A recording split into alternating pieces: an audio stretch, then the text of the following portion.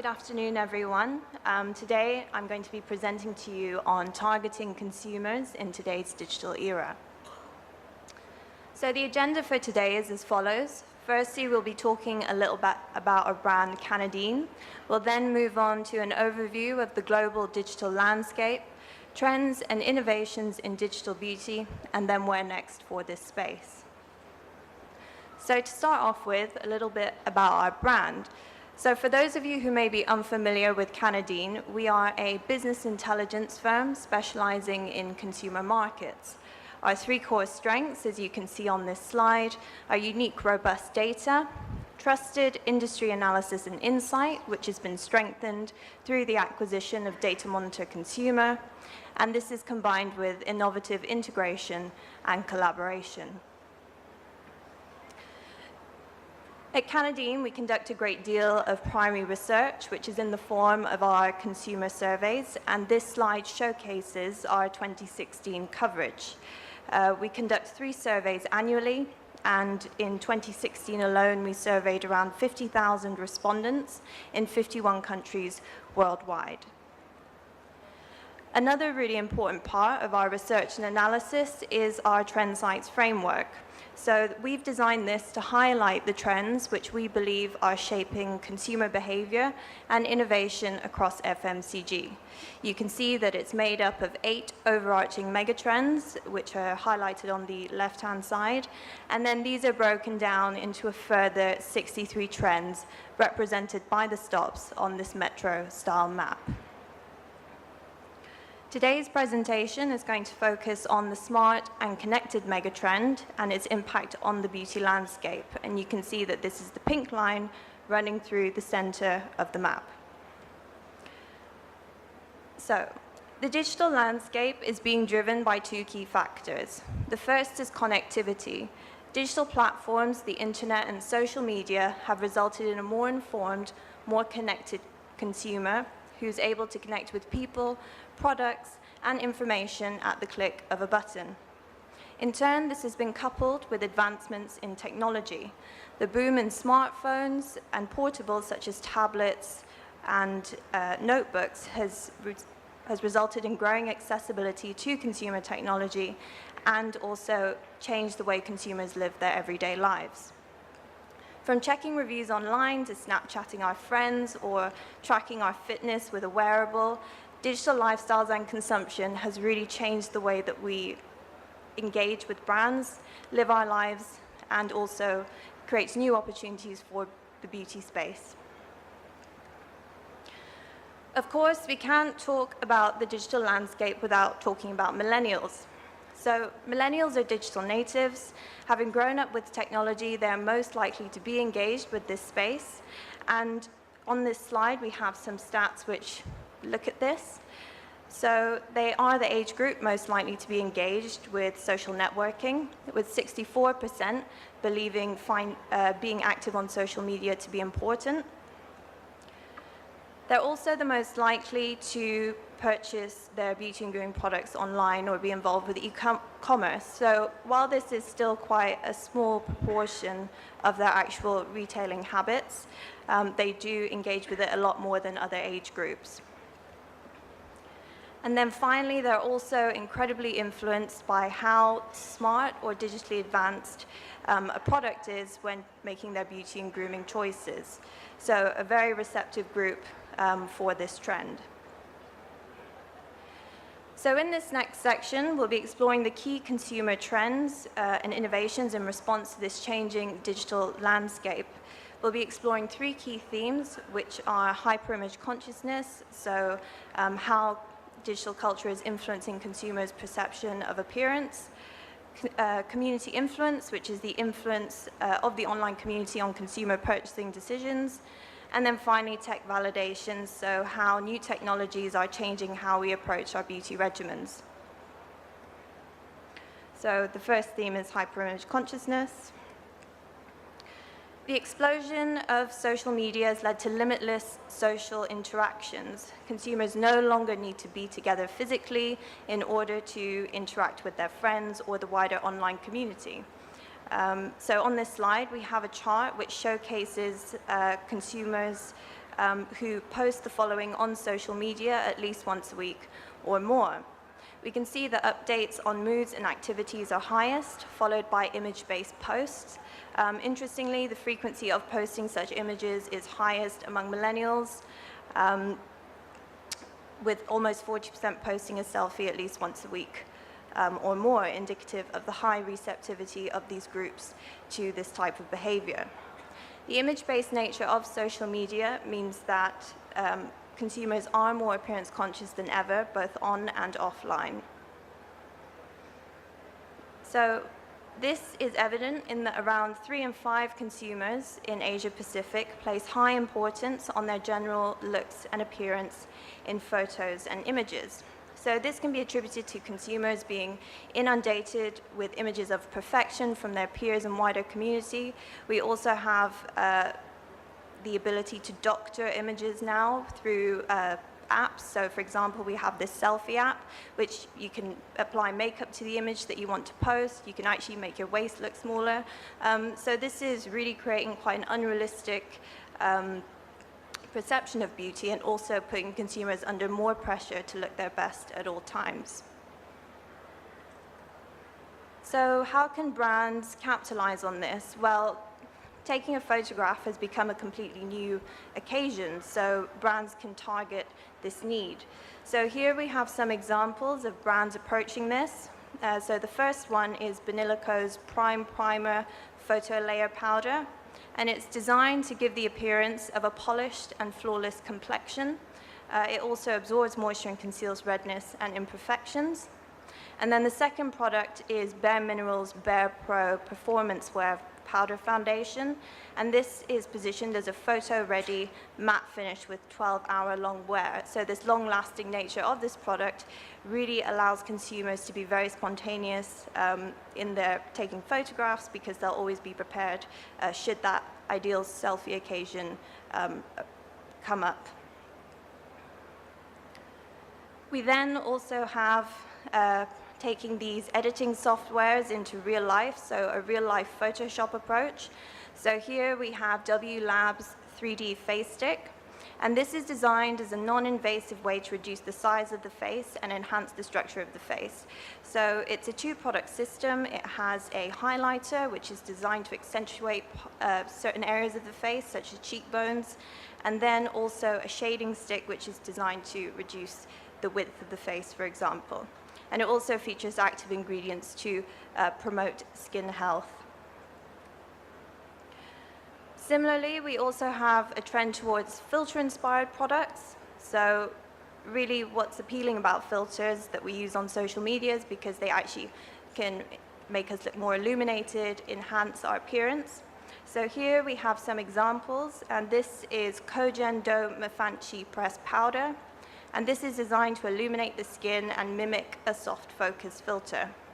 It reflects light from multiple angles. This is due to the unique cut of the powder particles to give a polished look. The second product is Sephora's eyeshadow filter palette. And this is again inspired by editing software, and it's available in 2 varieties called Sun-Bleached and Overcast. So you can see that brands can really capitalize on the positive connotations of filters on the appearance. And then finally, we have really positioning it towards millennials, who are obviously most engaged with social media and selfies. So Estee Lauder launched the Estee Edit this year, and it specifically targets millennial behaviors through its camera-ready instant benefit solutions. So some of the products which are part of this range include a flash photo powder, which features a blue tint to instantly brighten your skin, and as well as a flash photo gloss, which features blue micro pearls to actually help whiten your smile. So very much focused on instant benefits for the photo occasion.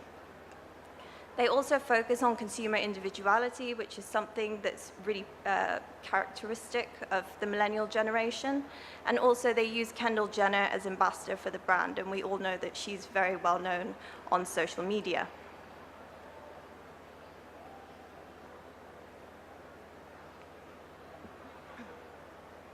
So the next theme we're going to look at is the influence of the digital community on beauty innovation.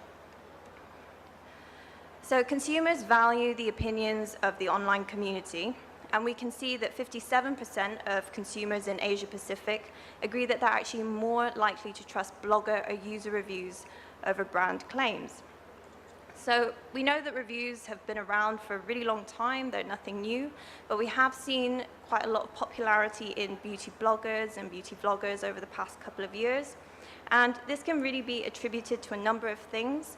Firstly, they offer impartial, authentic advice and reviews. They're real people testing products and might be perceived to be more authentic than claims from the brand itself. They also don't just give reviews, they give advice. So, for example, you can get tips and tricks from these bloggers, and you can actually replicate trends that you've seen among celebrities in the comfort of your own home, which were previously inaccessible. Consumers are also seeking to interact with beauty brands via the online landscape. So on this slide, we have consumers who do the following activities online, and we can see that reading reviews and others' posts on goods and services is top, which isn't surprising. But then we also have, this is then followed by following brand news and updates. So what this shows is that we have a lot of consumers who are actually passively engaging with brands. So how about taking this one step further and really engaging consumers to get their thoughts, ideas on new product development, really create an environment through social media where you can actually engage them more effectively.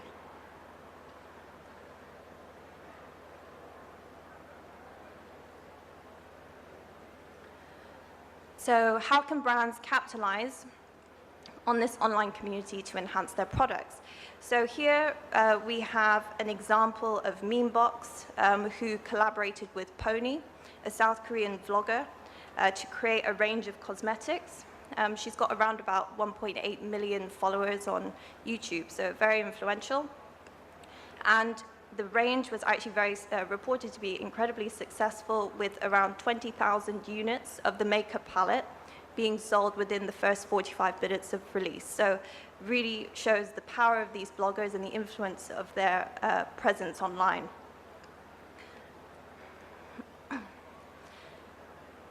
This is Glossier's Milky Jelly, and the brand has used online platforms to co-create with consumers. So this was a face wash designed in collaboration with the brand's online community.